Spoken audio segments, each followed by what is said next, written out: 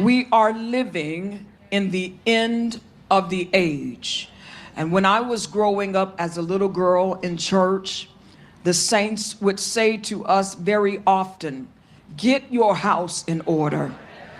Jesus is on his way back. And if he was on his way back, when I began to really understand it as a teenager, what more do we think that all of the signs are pointing to his return? I believe this at any moment. This ain't about your car tonight. I believe at any moment. I believe that sitting up under this tent, some of y'all, you scared because you still got some stuff you need to let go of that boyfriend, and you married. I know that's why you're here tonight. But I believe as we are sitting up under this tent that we could hear the sound of the trumpet, and the dead in Christ will rise first, and those who are alive and remain shall be caught up to meet him. And I don't know how you feel about it in 2026, but I'm living so that I can see Jesus. Oh, come on. I don't know where you are tonight, but this world is not my home. And so I wear this world, as they taught me, like a loose garment. I'm not upset about things that I don't have in my possessions. For what would it profit a man to gain all of this stuff, to have all of the money and the nice clothes and the titles? I'm preaching already. What would it profit us to gain all of this and lose your soul to eternal damnation? We don't preach these kinds of messages anymore.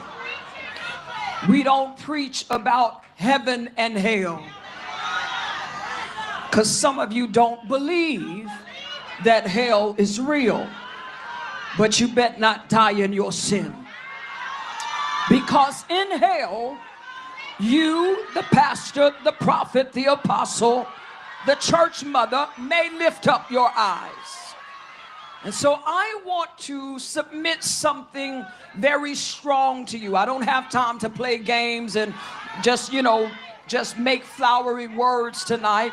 I want to submit something very strong to this church. Hear God. It is imperative, it is important that you do not select to hear preachers who tell you only what you want to hear. It is imperative that you have not subscribed to this method of success coaches, that you have not subscribed to people who emotionalize you and hype you, and you have become a church junkie until you only shout when they are prophesying about your cash, cars, and cribs. That is not preaching. You can get a job and fix your credit and get everything that you need. But if you are a preacher, I need you to preach to my soul and tell me what I need to hear, even if I don't want to hear it. You like them when they become a source of telling you that you're going to get a car and a house and tangible things. But can I help you tonight? Real prophets, according to the Bible, not according to the times, real prophets were not welcome to come on the scene. Because true, authentic prophets, most times when they came with a word of correction. They came with a word of get your house in order, because you're getting ready to die. They came with a word that would point the people not to them, but to point the people back to God. And if you have subscribed to prophets Profits, that you subscribe to them, but they never put their righteous finger in your business, then you have not subscribed or listening to a real prophet.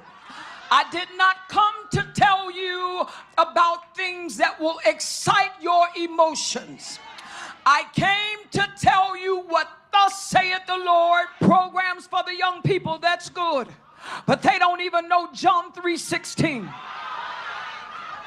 The parents have become so struck on being successful that you have left your children behind. They don't even know how to defend what they believe. And so the enemy has caught them up in confusion because you are too busy to be a parent to teach them and train them in the way that they should go. And when they're old like me, they will not. God's gonna get us. God's gonna get us. As a matter of fact, we already feel his judgment. How are you saying that we feel the judgment of God? We feel his judgment because we don't feel his presence no more. Some of you can go ahead and be honest. You've been sitting in here 120 minutes possibly, and you don't feel his presence, not because his presence is not here, but because you don't want his presence. You want excitement. You want selfies. You want picture. You want popularity. But God says, I'm looking for a remnant, just a few people that say, I can't live without him in my life. Oh, God, help me now. Somebody shouted, we need to say something. Oh, come on. I know your flesh don't like it, but I need you to say this like you really believe it. Somebody shout, we've got to say something now. Pastor Powell, you know this, and those of you who travel, every few minutes that I am in the airport, I will hear an announcement that comes over the intercom. And that announcement, mother, says, if you see something, say something. And I'm trying to tell every person up under the sound of my voice. Or your notepads, I know that this is a tent revival, but I don't want you to miss what God is saying tonight to you. I want you to be as the Bereans, and